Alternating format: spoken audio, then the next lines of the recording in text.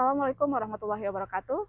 Perkenalkan, saya Ira Atiwi, NIM 2432689, merupakan mahasiswa S2 Pendidikan Khusus Universitas Pendidikan Indonesia. Matematika merupakan salah satu mata pelajaran yang mempunyai peranan penting dalam pendidikan. Namun kenyataannya, matematika merupakan mata pelajaran yang sebagian besar kurang diminati oleh murid. Hal ini disebabkan banyaknya simbol yang menuntut anak berpikir secara abstrak, terlebih lagi untuk murid tunagrahita ringan yang memiliki kecerdasan secara signifikan jauh di bawah rata-rata. Dampaknya, murid lebih mengalami kesulitan dalam memahami pembelajaran matematika. Meskipun demikian, murid tunagrahita harus mempelajarinya karena merupakan sarana untuk memecahkan masalah dalam kehidupan sehari-hari. Termasuk di dalamnya proses penjumlahan pun merupakan kejadian yang selalu terjadi setiap saat dalam hidup sehari-hari. Selama ini, guru telah menggunakan media namun hanya sebatas gambar yang terdapat dalam buku pelajaran pada materi penjumlahan yang hasilnya sampai 40. Hasilnya, anak tunagrahita ringan kelas 7 memiliki pemahaman yang rendah dalam pembelajaran. Hal tersebut dapat dilihat dari rentang perhatian anak selama mengikuti proses pembelajaran matematika kurang begitu antusias disertai dengan perolehan hasil belajar yang belum mencapai kriteria ketuntasan yang ditetapkan. Melihat permasalahan yang terjadi, dirasa perlu untuk melakukan perbaikan proses pembelajaran sebab sejatinya selaku guru kelas saya memiliki tanggung jawab terhadap berhasil tidaknya proses pembelajaran di dalam kelas yang diampu.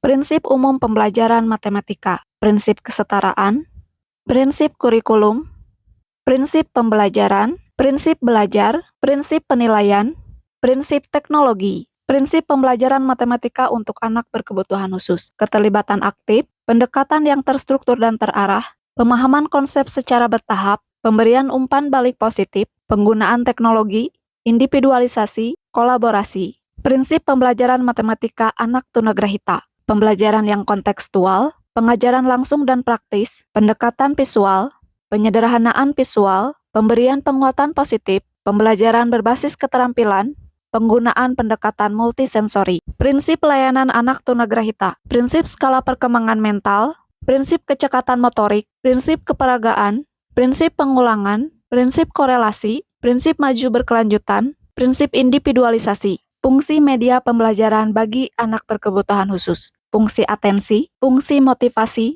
fungsi apeksi, fungsi kompensatori, fungsi psikomotorik, fungsi evaluasi. Berdasarkan kajian literatur yang telah dilakukan, diperoleh media pohon pintar sebagai sebuah solusi untuk membantu proses pembelajaran penjumlahan pada anak tunagrahita ringan. Hal ini karena pembelajaran digambarkan dengan jelas dan rinci, secara langsung menilai kemampuan anak dalam proses dan segi pemahaman, berhitung dengan suasana yang menyenangkan dan menarik, anak terlibat aktif selama proses pembelajaran. Berdasarkan hasil asesmen, anak tunagrahita di kelas 7 telah memiliki kemampuan membilang dan mengenal angka 1-40.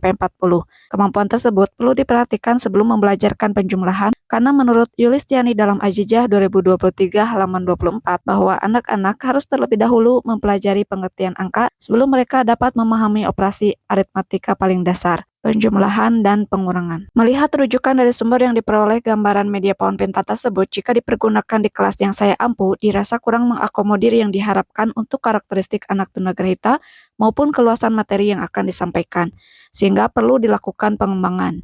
Pengembangan yang dilakukan dimaksudkan agar sesuai dengan karakteristik anak berkebutuhan khusus tunagrahita yang memerlukan bentuk nyata atau konkret, mudah dipergunakan. Jika menggunakan dadu dikhawatirkan dadu akan berserakan kemana saja. Jika berbentuk dua dimensi akan memakan tempat. Menarik, baik dari segi bentuk maupun warna.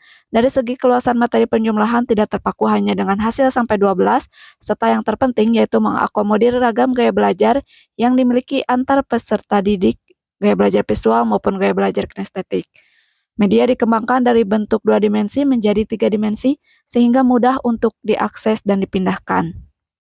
Soal pada batang diganti dengan model spinning wheel yang diputar oleh anak agar tidak terbatas hanya sampai 12. Untuk objek hitung pada daun pohon diganti dengan bentuk buah jeruk yang lebih konkret dan logis yang biasanya berada pada pohon dan dapat dilepas pasang ketika pohon berdiri karena pohon pintar telah diubah dalam bentuk 3 dimensi. Bahan yang digunakan mudah diperoleh di sekitar berupa multiplek, karpet, kain flanel, lem lilin, velcro, amplas, serta tak lupa pemanfaatan perangkat komputer untuk mempermudah detail desain yang diperlukan. Pada pelaksanaannya, media pohon pintar tersebut dikombinasikan dengan model pembelajaran discovery learning yang dipergunakan secara bergiliran. Hasil yang diperoleh dari pelaksanaan pembelajaran tersebut bahwa pemanfaatan media pohon pintar dalam materi penjumlahan dengan hasil sampai 40 dikatakan efektif. setelah dilakukan selama 2 siklus. Kehadiran media pohon pintar mampu membuat peserta didik antusias mengikuti pembelajaran. Hal tersebut terlihat dari adanya rasa ingin tahu peserta didik untuk mencoba dan menggunakan media tersebut.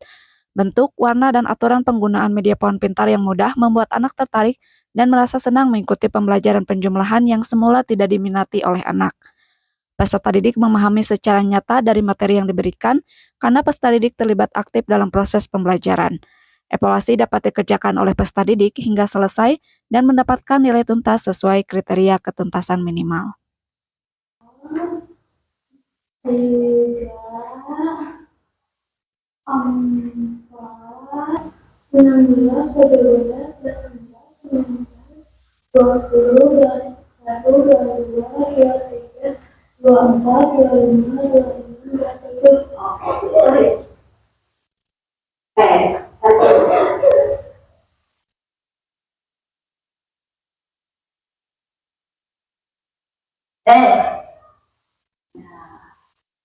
Ini berapa tambah berapa? 15 ditambah 12. Hasilnya berapa? 15 tambah 15 tambah 2